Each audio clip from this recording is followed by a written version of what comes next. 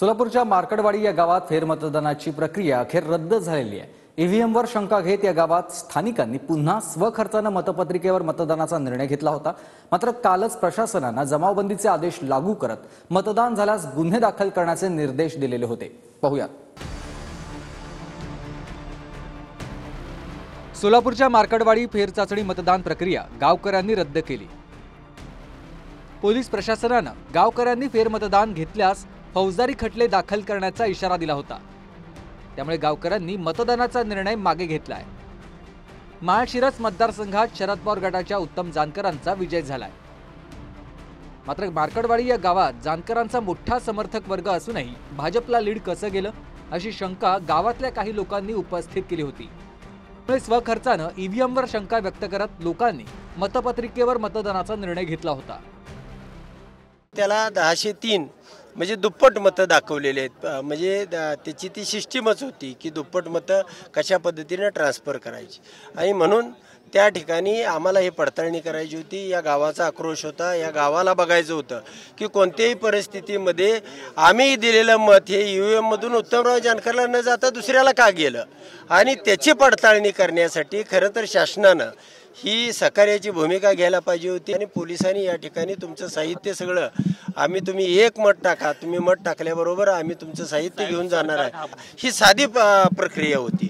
आणि या साध्या प्रक्रियेतनं तुम्हाला सगळे उमेदवार महाराष्ट्रातले असतील, सरकार असेल, ते सगळ्याच्या पुढे चित्र जाणार होतं। तुम्ही सगळ्या चॅनलची मीडिया या ठिकाणी तुमच्या समक्ष लाईव्ह पद्धतीने मतदान होणार होतं। त्या गावामधल्या अनेक शेतकऱ्यांना मोफत लाईट भेटली आहे, अनेक शेतकऱ्यांना त्या ठिकाणी सोलर दिलेले आहेत। असं सगळं दिलेलं असताना तिथली जनता विकासाच्या सोबत राहिली। उत्तम जानकरचा एकच पॅटर्न होता, मोहिते पाटलांना शिव्या देणं, मतं मिळवणं। परंतु रणजितसिंह मोहिते पाटलांनी जे षडयंत्र या ठिकाणी रचलं ईव्हीएमला बदनाम करायचं, मला वाटतं हे अतिशय लोकशाहीसाठी घातक आहे।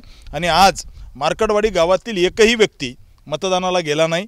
राष्ट्रवादी शरद पवार गटाचे नेते असणारे जे कुणी आहेत या सगळ्यांना उघडं पाडलं आणि आमच्यामधली ज्यांनी गद्दारी केली त्या रणजितसिंह मोहिते पाटलाला सुद्धा मार्कडवाडीच्या जनतेने उघडं पाडलं। मार्कडवाडी या गावात 2014 विधानसभा, 2019ची विधानसभा, 2024ची लोकसभा या 3 निवडणुकांवेळी इथं जानकरांना लीड होतं। पण 2024च्या विधानसभेत जानकरांऐवजी भाजपला लीड मिळालंय। विशेष म्हणजे 2019ला माळशिरसचे मोहितेंसह भाजपचे राम सातपुते एकत्र असूनही विरोधातल्या जानकरांनी मार्कडवाडीत जवळपास 1000 मतांचं लीड राखलं होतं। यंदा मोहिते जानकर एकत्रित असूनही भाजपला लीड गेल्यामुळे लोकांनी ईव्हीएमवर शंका वर्तवली होती। त्यामुळेच गावातलं मतदान नेमकं कसं झालं याची चाचणी म्हणून फेरमतदान होणार होतं। पण प्रशासनानं जमावबंदी लावून गुन्हे दाखल करण्याचा इशारा दिल्यामुळे गावकऱ्यांना माघार घ्यावी लागली। सागर सुरोसे, TV9 मराठी, मार्कडवाडी, माळशिरस, सोलापूर।